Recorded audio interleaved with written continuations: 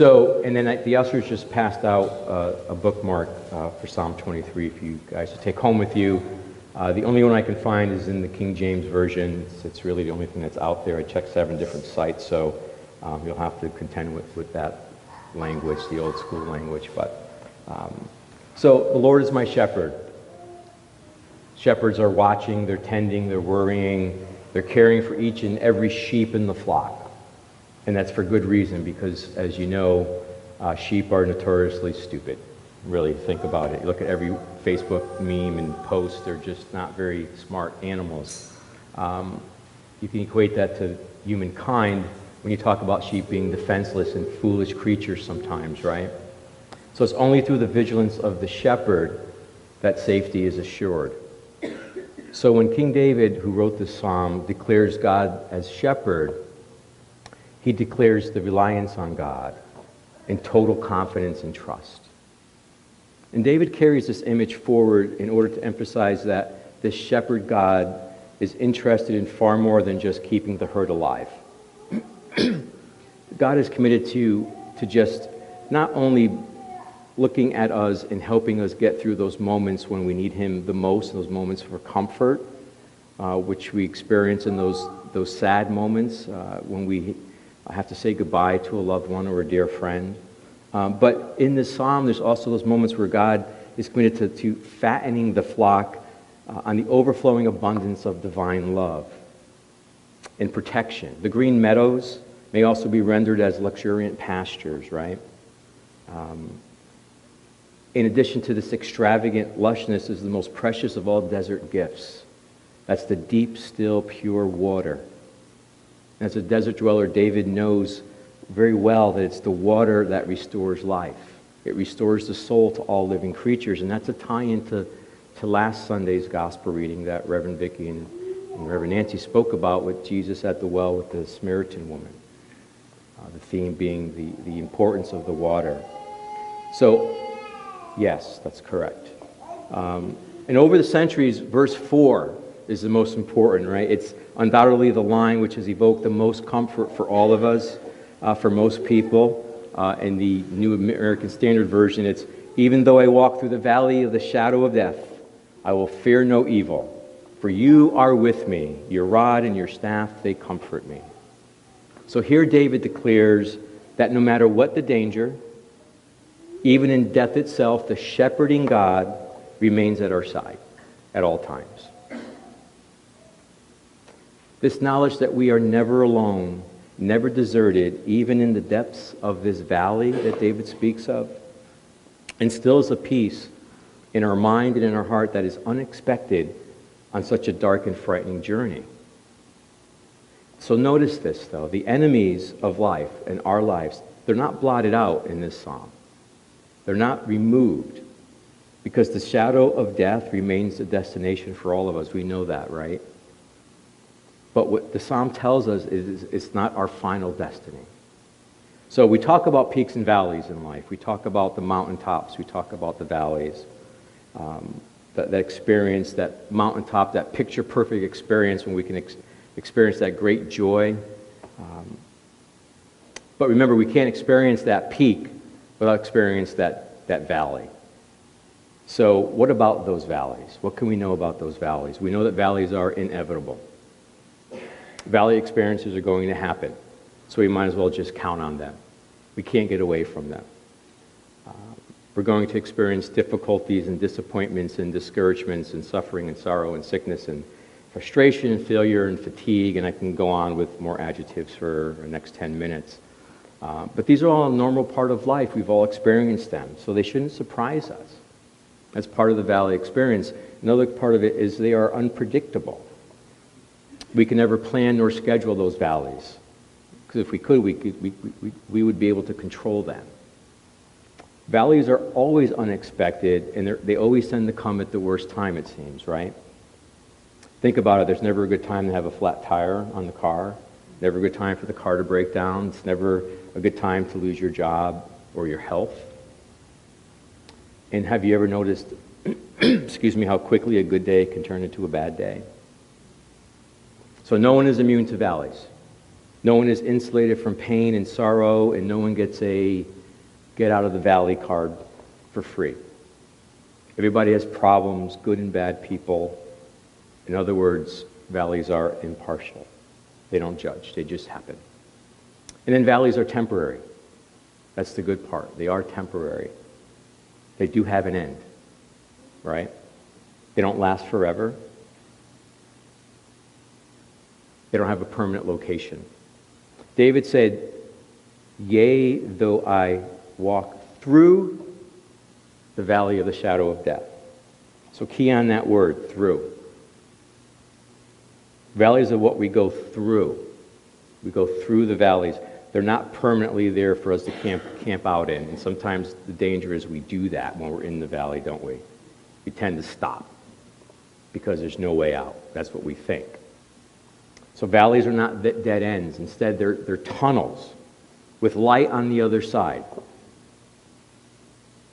And for all the pessimists that we know in our lives, for all the pessimistic moments that we can have, I know I have them.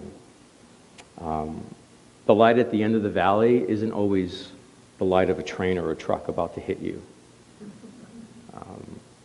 So even though life has its tough times, there's always joy ahead for us, because we know at the end of that valley is Jesus Christ, right? So as believers, we know this to be true because we know that when our life is over in heaven, what's our promise? That there will be no more sorrow, there will be no more pain, and there will be no more tears. But my friends, I'm asking you, do not lose out on the joys that are here right now, today. And that's what I take from this psalm, not just the comfort that's given to us on those moments of great sorrow, but that the psalm is telling us that there are moments today that we can gather from this psalm and take with us as we leave today. So don't set up camp in the valleys. Yea, though I walk through the valley. That valley is never in vain. Excuse me. Because we always walk with God by our side. So mountaintops are great, but faith is built in the valleys. It's not built on the mountaintops. Faith is always built in the valleys. It's in the valleys where our faith is always strengthened. So every problem has a purpose, even the tiny ones. They're all about building our character, making us more in the image of Jesus. So how do we do it? How do we get through those valleys? We can talk for hours on that. I won't, I promise. To segue into the gospel, John's gospel today, there's a mountaintop moment that happens. It's the healing of the man that was blind from birth. That's the mountaintop moment. Thank you. Not the vodka's not good enough. I got to drink water now.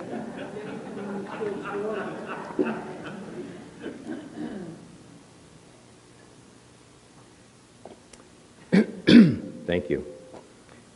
So the Pharisees, you hear in the story that Liz wrote, the gospel story that Liz read to us, the Pharisees work really hard at dragging everybody in that story down into the valley, down from the mountaintop moment down into the valley.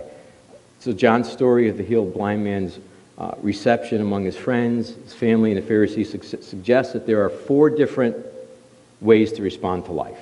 That's what I got out of this story. There's 4 different ways. Here's how I labeled it. We can be nitpickers. We can be wound lickers, goodness sakers, and we can be arm wavers. And I'll explain what those mean. So out of the same situation, considering the same circumstances, there can be 4 entirely different reactions. You've all seen that happen before, right? 2 people, 4 people, 5 people could all see the same exact situation unfold in front of them and have different ways of viewing what just happened. So each one of us decides what kind of spirit we will go through life, whether it's a critical spirit, one of complaining, one of condemning, or one of celebrating. Those are the 4 spirits that we can look at. Look at this gospel story where the Pharisees try to create a valley out of a story where this blind man actually should have celebrated and been on the mountaintop. So the nitpickers are the critical type. So unfortunately, many people have perfected the art of nitpicking so completely that they feel compelled to demonstrate their skill on every situation in their lives. So nitpickers are always noting what is wrong with something in someone rather than what is right. And we all have this experience, right? We know people that we can maybe put this label on. They can't enjoy anything, especially anything that has any type of flaw in it.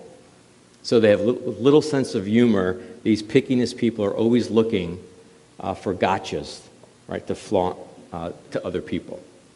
The nitpickers in John's story of the blind man's healing are the Pharisees who held their own kind of inquisition. In verse 16, they said, "This man is not from God. He does not observe the Sabbath." Speaking of Jesus. Instead of rejoicing with the man at the miracle of regained sight, they can only focus on the possible Torah infringements that Jesus may have created. So an accomplished nitpicker can burst any celebratory bubble or balloon. You know, that wedding was so beautiful. It's just too bad that bride couldn't have lost a few more pounds. Hey, and congratulations on your new promotion. Thank goodness that other guy retired before you got your promotion.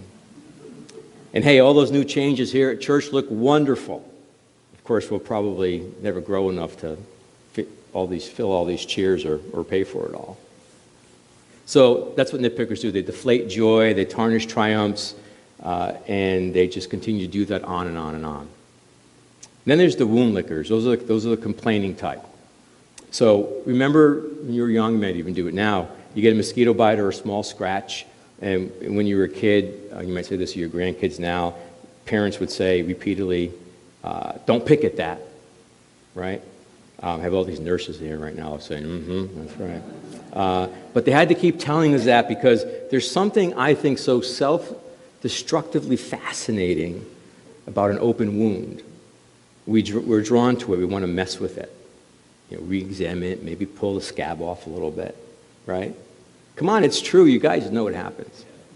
Thank you, Gene. Thank you for that. But see, that fixation could really kind of hurt us because it can lead to an infection, and in some very serious situations, as the nurses know here, can lead to maybe even death.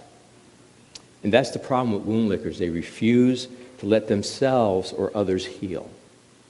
And we see that in the gospel story as well, because the Pharisees, they recall the man's parents as possible witnesses against his previous condition of blindness because they're the wound lickers. They can't leave the situation alone. But they return to it trying to expose some imagined wrongfulness that happened to this man. See, they don't realize that the wounds they are reopening, it's the gaping wound of their own ignorance and their own spiritual bankruptcy in this story. The Pharisees are trying really hard to bring the parents down from that mountaintop that they want to stay at and celebrate the sight that their son just received. They're trying to bring the parents, as well as the people that witness this, down into a valley. And then third are the goodness sakers. Those are the condemning type. Seems kind of contradictory because they're goodness sakers, but there's a distinct category of people who inspire similar kinds of contrary behavior in most of us. What I mean by that is they're self-appointed crusaders for the promotion of righteousness. Those are goodness sakers. So they consider themselves, and they let the rest of us know it, to be kind of super spiritual. They're the people that call themselves, goodness sakers. They stand around and they're saying, well, for goodness sake, why doesn't somebody do something? Right? Have you heard that before? Or for goodness sake, look at what they're doing. Why are they doing that?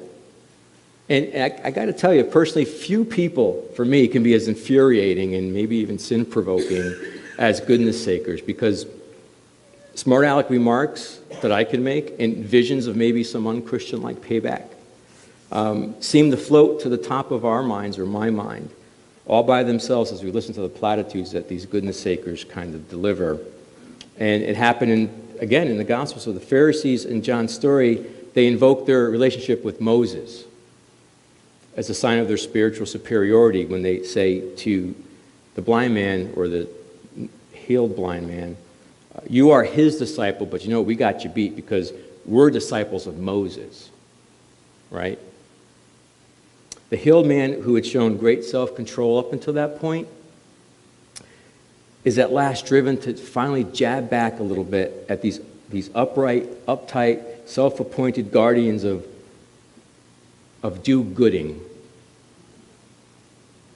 And as usual with goodness sakers, however, they don't even get the point of his sarcasm. And for someone who lives in a world of sarcasm, it bothers me a little bit.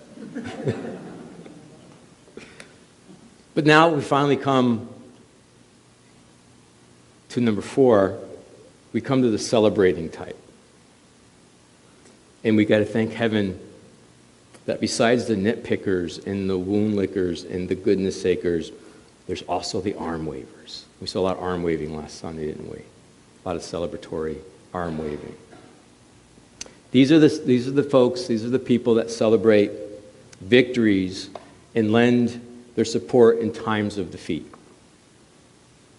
Arm wavers, they hoot and they holler and they jump up and down when their kids' Little League team wins the game, or whether they lose 10 games in a row. They're still waving their arms. And they're still there with that, it's okay, look on their face. It's okay, it's all right. It's okay, it's okay. Those are the arm wavers. And they give hugs. And they love you anyway. And it's not that arm wavers don't see the imperfections or the flaws in life.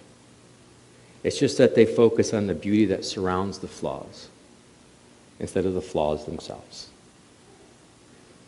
So it's amazing how arm wavers are absent for so long from John's story today of the healed blind man. This is a beautiful story that went on for 41 verses. 41 verses of Jesus on the Sabbath